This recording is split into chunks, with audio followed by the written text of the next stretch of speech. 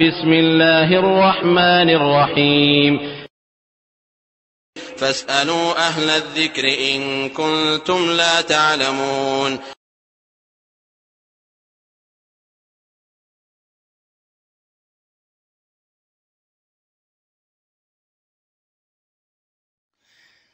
আলহামদুলিল্লাহ ওয়াসসালাতু ওয়াসসালামু আলা রাসূলিল্লাহ। 880 ভাই প্রশ্ন করেছেন যে আসলে কোন এক দল করতেই হবে, যে তাহলে কোন দলকে সাথে সম্পৃক্ত হব, আর যদি দল নাও করতে হয় তাহলেও একটু খুলে বলবেন। হ্যাঁ, অবশ্যই। জাযাকুমুল্লাহু খায়রা। এটা একটা যুগ উপযোগী প্রশ্ন বলা চলে। আসলে একটু কথা বলতেই হয়। পবিত্র কোরআনে বেশ কয়েক জায়গাতে আছে ওয়াতাসিমু বিহাবলিল্লাহি জামিআ, মানে কয়েক জায়গা বলতে আয়াতটাই না, মানে একত্রিতভাবে ঐক্যবদ্ধভাবে থাকার জন্য এটা 103 নম্বর আয়াত। আর 104 নম্বর আয়াতে আল্লাহ রাব্বুল আলামিন বলছেন যে ওয়ালতাকুম মিনকুম উম্মাতুন ইয়াদউনা ইলাল খায়রি ওয়া ইয়া'মুরুনা বিল মা'রুফি ওয়া ইয়ানহাউনা 'আনিল মুনকার ওয়া উলাইকা হুমুল মুফলিহুন। এই আয়াতের আলোকে বোঝা যায় যে আল্লাহ রাব্বুল আলামিন বলছেন, অনুবাদটাই করি, যে তোমাদের মধ্যে এমন একটা দল থাকা দরকার, এমন একটি সংঘ থাকার দরকার যারা ইয়া'মুরুনা বিল মা'রুফ, ভালো কাজের আদেশ দিবে, ওয়া ইয়ানহাউনা আনিল মুনকার, এবং খারাপ কাজ থেকে তারা বাধা দেবে, নিষেধ করবে। এটা একটি কথা। তাহলে ওয়ালতাকুম মিনকুম, তোমাদের মধ্যে থাকা উচিত একটা দল, একটা সংঘ, একটি সংঘবদ্ধ একটা জাতি থাকা উচিত, থাকতে হবে। তাহলে এখানে মানে দাওয়াতি কার্যক্রমের জন্যই বলা হয়েছে যে একাকী না, এটা সংঘবদ্ধ হয়েই করতে হবে এটা। আর আরো হাদিসে আছে সহিহ বুখারী এবং মুসলিমের, জাস্ট আমি আপনাদের শুধু দুইটা নাম্বার দিব সহিহ বুখারী থেকে এবং সহিহ মুসলিম থেকে। সহিহ বুখারীর 7054 নম্বর হাদিস, 7054 নম্বর হাদিস, এবং সহিহ মুসলিমের 1849 নম্বর হাদিস। এই দুইটা হাদিসে যেটা মানে বলা হয়েছে, রাসূলুল্লাহ সাল্লাল্লাহু আলাইহি ওয়াসাল্লাম বলছেন, মান ফারাকাল জামাআ শিবরান ফামাতা ইল্লা মাতা মিতাতান জাহিলিয়া। কোনো ব্যক্তি যদি জামাত থেকে পৃথক হয় আর এমতো অবস্থায় মারা যায়, এখানে শিবরান বলা হয়েছে মানে একটু, এক বিঘত পরিমাণও যদি কেউ সরে যায়, তাহলে সে যেন জাহেলি অবস্থায় মৃত্যুবরণ করলো। আর এটা জামাত বলতে অবশ্য মুসলমানদের যে জামাত, সে জামাত, এই জামাত থেকে পৃথক হওয়া যায় না।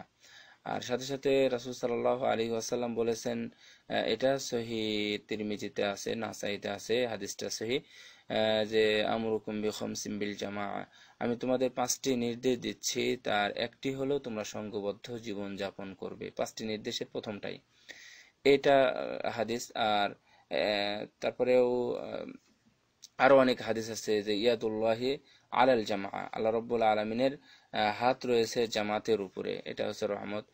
আর আরো আরো অনেক হাদিস আছে যে হাদিস থেকে বোঝা যায় যে সংঘবদ্ধই জীবনযাপন করতে হবে।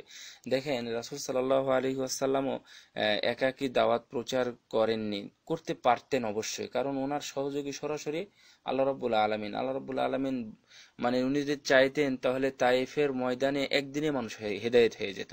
তো তারপরেও উনি গেছিলেন একজনকে সাথে নিয়ে, সম্ভবত যায়েদ বিন সাবেতকে নিয়ে গেছিলেন সেখানে।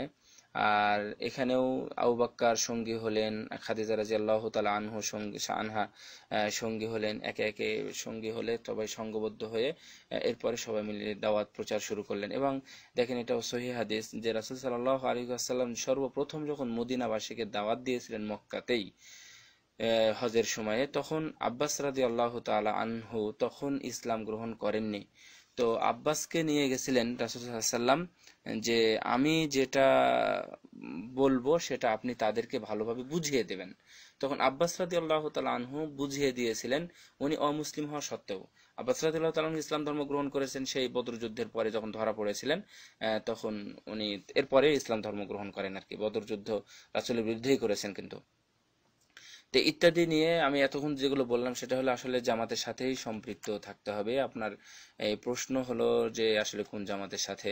আসলে দেখেন, জামাত বলতে এখানে বোঝানো হয়েছে কি, এটাও আবার ব্যাখ্যা করতেই হয়।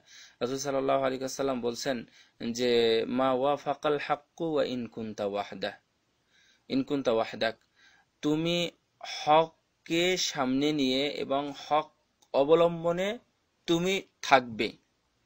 যদিও তুমি একাকী হও তাহলে একাকী একটা জামাত।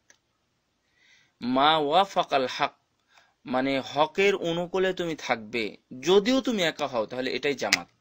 এটা হচ্ছে 1 নম্বর। দ্বিতীয় নম্বর কথা হচ্ছে একাকিও জামাত হয়। ইন্না ইব্রাহিমা কানা উম্মাতান, ইব্রাহিম আলাইহিস সালাম একাই ছিলেন একটা জাতি। তাহলে জাতি হওয়ার জন্য তার সদস্য লাগে, জাতি হওয়ার জন্য তার নেতা লাগে, জাতি হওয়ার জন্য মানে বিভিন্ন মানে অনেক ফর্মালিটি আছে, এরপরে তো জাতি হওয়া যায়, যেটা আমরা এখন বুঝি। কিন্তু ইব্রাহিম আলাইহিস সালামকে একাই আল্লাহ রাব্বুল আলামিন জাতি হিসেবে উল্লেখ করেছিলেন কেন? উনি একাই হকের উপর ছিলেন তখন। সেই জন্য আপনি নিজের থেকেই সিদ্ধান্ত নেবেন আসলে কোরআন এবং সহিহ সুন্নাহ অনুযায়ী, কোরআন এবং সহিহ সুন্নাহর সবচেয়ে আকরাব অধিক নিকটে কে, কোরআন এবং সহিহ হাদিসের অধিক নিকটে কে, আমি তার সাথে সম্পৃক্ত হয়ে থাকতে চাই। যদি কাউকে মনে না হয়, আপনার যদি কাউকে মনে না হয় তাহলে আপনি একাকী থাকেন। এটাও হাদিসে আছে, রাসূল সাল্লাল্লাহু আলাইহি ওয়াসাল্লাম বলেছেন যে তুমি যদি এরকম কাউকে না পাও তাহলে ফাতাজিল তিলকাল জামাআ, তাহলে তুমি এই সব জামাতকে তুমি বিচ্ছিন্ন করো, অর্থাৎ কেটে ফেলো, অর্থাৎ এই কোনো জামাতের সাথে সম্পৃক্ত। এটা আপনার কাছে, এটা হয়তো এমন হতেও পারে যে আপনার কাছে এটা খারাপ মনে হচ্ছে, কিন্তু এর মধ্যে ভালো জামাতও থাকতে পারে, এটা কিন্তু রাসূল সাল্লাল্লাহু আলাইহি ওয়াসাল্লাম স্পষ্ট বলেননি। যদি এমনটা হয়ে যায় তাহলে তুমি চলে যাও বনে, তুমি বনে গিয়ে সেখানে পাতা খেয়ে থাকো, পাতা খেয়ে থেকে গাছের শিকড় ধরে ওখানেই তুমি নিঃশেষ হয়ে যাও। তাহলে কখন বলেছেন? যখন কাউকে পাওয়া যাচ্ছে না সঠিক। তার মানে কি কাউকে না আপনাকে খুঁজতে হবেই, পাচ্ছেন না, এটা স্পষ্ট বুঝতে পারবেন কখন, কয়টা জামাতকে নিয়ে আপনি বিশ্লেষণ করলেন, অথবা কোনটা ঠিক বেঠিক, তারা কিসের উপর বেঠিক, কারো কাছে শুনলাম যে তারা এটা এটা করে, এটা এটা করে না, এর উপরে। সুতরাং সবসময় আল্লাহ রাব্বুল আলামিনের দরবারে চাইবেন যে আল্লাহ তুমি আমাকে সঠিক পথের সন্ধান দাও, যেটা আমরা প্রতিদিন সালাতের মধ্যে অন্তত 17 বার বলেই থাকি, ইহদিনাস সিরাতাল মুস্তাকিম। হে আল্লাহ তুমি আমাকে সরল ও সঠিক বা সোজা পথ তুমি আমাকে প্রদর্শন করো। তো এটা এভাবে আমাদের দোয়া করতে হবে। আর মুসলিম জামাতের সাথে থেকেই আপনাকে জীবনযাপন করার চেষ্টা করতে হবে। এই ক্ষেত্রে আমি কোনো দলের নাম বলতে পারবো না। যারা কোরআন এবং শুধুমাত্র যারা কোরআন এবং সহিহ সুন্নাহকে মূল্যায়ন করে তারাই হচ্ছে হকের ব্যাপারে বেশি ও মানে নিকটবর্তী। সুতরাং তাদেরকে আপনি মানে অবলম্বন করে চলতে পারেন। আল্লাহু আ'লাম ওয়া সাল্লাল্লাহু আলা নবিয়িনা